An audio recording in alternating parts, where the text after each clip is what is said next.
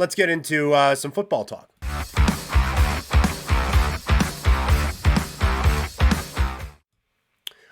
The Buffalo Bills making a blockbuster deal as they send Stefon Diggs to the Houston Texans, along with a draft pick for a second-round pick next year. Let's start with the Buffalo Bills in this spot. I was on Sportsnet 960 The Fan earlier today, and I said they kind of go from a team that needed a wide receiver to a team that needed a wide receiver. Diggs was not a factor for this team in the second half of the season. And in fact, in a couple of games, actually hindered this team, I think, and missed a couple of plays that significantly hurt this team in some games. So like they needed a wide receiver reboot anyway. This just really drives it home for me. The timing of it is a little odd though.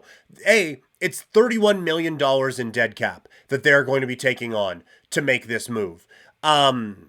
But also, they are still the clear favorites in the AFC East, right? Like, the Dolphins have been bled dry this offseason with a mass exodus out of there that has me really concerned about them. And the Jets are relying on a quarterback pushing 40 who is coming off of an Achilles injury with an offensive lineman who, while good, also gets hurt a lot. And a really good young wide receiver. But then a number 2 wide receiver who, while good, gets hurt a lot. Like, they don't exactly strike fear in the hearts of many. So Buffalo still feels like a team that should be the front runner in this division.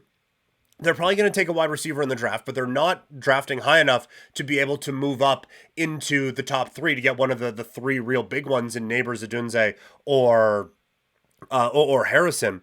So they'll probably have to, Xavier Henry, I think is his name, from Texas. They're probably gonna have to go with that. I wonder if they go in the I don't want to say the bargain bin, but going for some of the veteran, like maybe guys like Odell Beckham Jr. is available, Michael Thomas is available. I think Hunter Renfrow would be really good for them. But this is a full statement of confidence that Josh Allen doesn't need a Stefon Diggs to take this team to where they want to get to.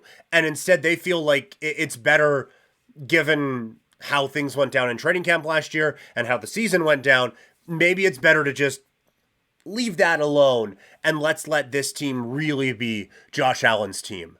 The Chargers are kind of doing the same thing right now with Justin Herbert. Obviously, it's paid off for Patrick Mahomes, but he's Patrick Mahomes, and he doesn't have to beat Patrick Mahomes. So it's an interesting gamble, but it feels like the first move for the Buffalo Bills. For the Texans, this is fantastic. You already have Collins and Dell as a really good 1-2 punch in your wide receiver room. Adding Diggs to it, even if he has taken a step back, that's fine. He can be number 3. I'm sure he'll take to that very well. But like, skill-wise, if he's the number 3, that's fine. They also have Dalton Schultz, who they brought back, who obviously had a chemistry with CJ Stroud right away. And they've added Joe Mixon to, I think, bolster up their running back room a little bit. This offense has a ton of weapons. You have a coach that you feel comfortable with.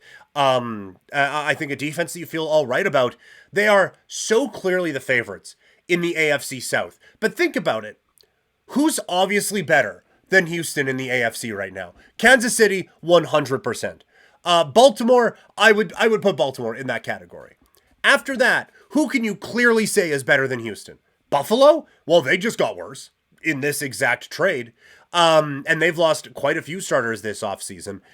I don't trust Cleveland's quarterback, although the defense is really good. Miami, just talked about them. And the Bengals probably bounce back this year, but they're going to be losing T. Higgins. So can you really confidently say that they are going to be better than the Houston Texans?